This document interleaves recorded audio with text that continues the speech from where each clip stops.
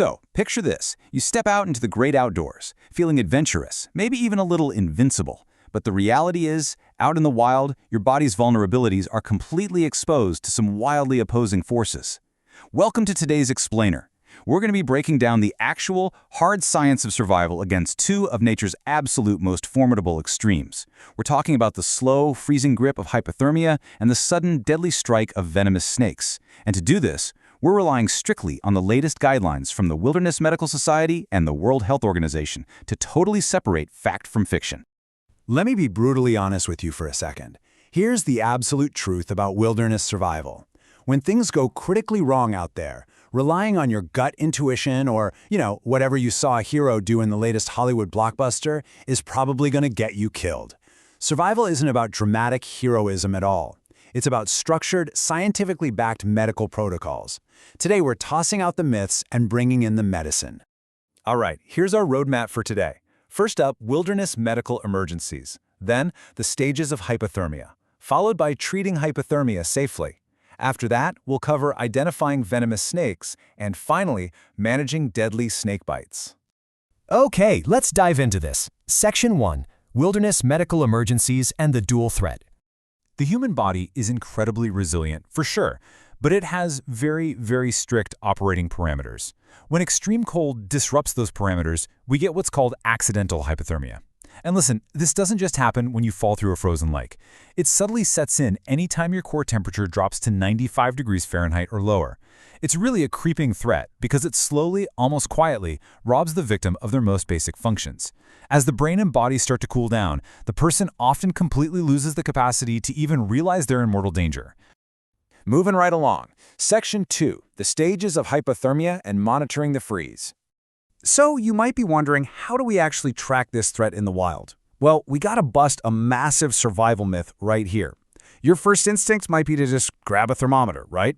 Actually, scratch that.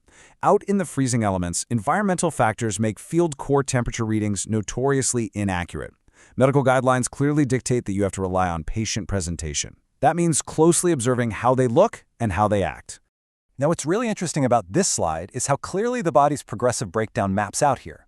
In the mild stage, the patient is definitely impaired, but they are still shivering and alert. And shivering is actually a great sign. It means the body is actively fighting to produce heat. But watch what happens when we hit the moderate stage. As the core drops below 89.6 degrees, that shivering just slows down or completely stops, and alertness vanishes. By the severe stage, down below 82.4 degrees, there's literally no movement, no shivering, and the patient is fully unconscious. Which brings us to Section 3, treating hypothermia safely and avoiding the afterdrop. Recognizing the stage is only half the battle, right? If someone is freezing, your deepest, most primal instinct is to rub their arms and legs to get the blood flowing, or maybe plunge them into a hot bath. Absolutely not. That is a deadly myth. For patients dealing with moderate or severe hypothermia, you absolutely must keep them horizontal and focus active heating solely on their upper trunk. If you rub their extremities or put them in warm water, you trigger this terrifying physiological phenomenon known as afterdrop. Warming those extremities causes cold, stagnant blood to literally rush back to the heart. This drops the core temperature even further and can easily cause sudden, life-threatening cardiac dysrhythmia. And that leads us to what is, frankly, one of the most chilling, yet incredible facts from the Wilderness Medical Society. Because extreme cold so drastically decreases the body's metabolism, a patient might appear completely deceased. I mean, they might have fixed, dilated pupils or even display rigor mortis, but they can still be revived. As the famous saying in wilderness medicine goes, you aren't dead until you are warm and dead. All right, let's drastically shift gears here. Section 4, Identifying Venomous Snakes and the Southeast Asian Epidemic.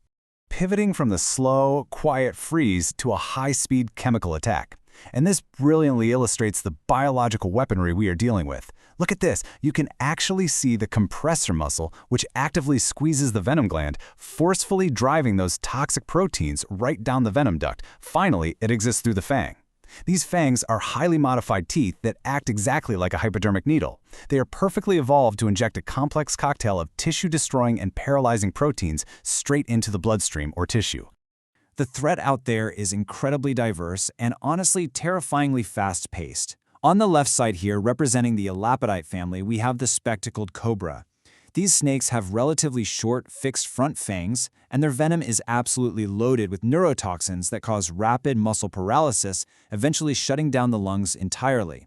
Now, on the right, representing the Viperidae family, is the green pit viper. Vipers are built differently. They have long, hinged fangs that physically fold back into the roof of their mouth. And unlike the cobra's paralyzing strike, a viper's venom typically causes massive, devastating tissue damage, spontaneous bleeding, and it completely destroys your blood's ability to clot. Let's move to and see how this builds. Section 5. Managing Deadly Snakebites with Science over Superstition.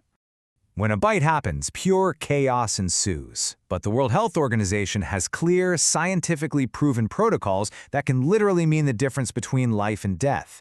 And it all starts with prevention. You know, snakebite is largely an occupational hazard, mostly affecting farmers and agricultural workers, but the risks can absolutely be mitigated.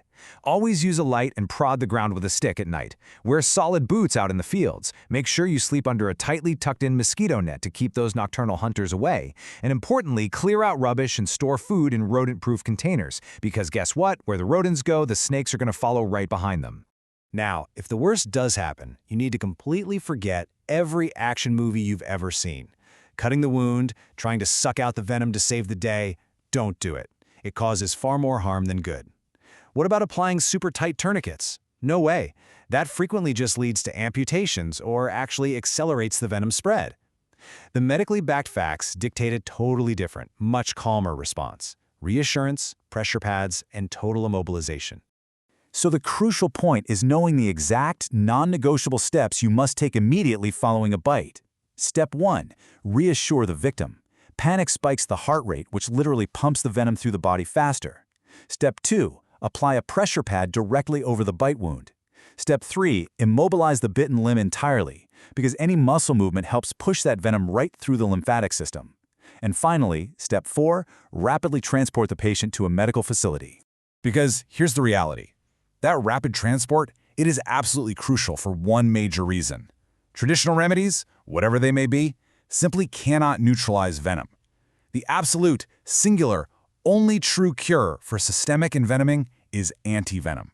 We're talking about a species-specific cocktail of specialized antibodies designed purely to stop the toxins from destroying your body.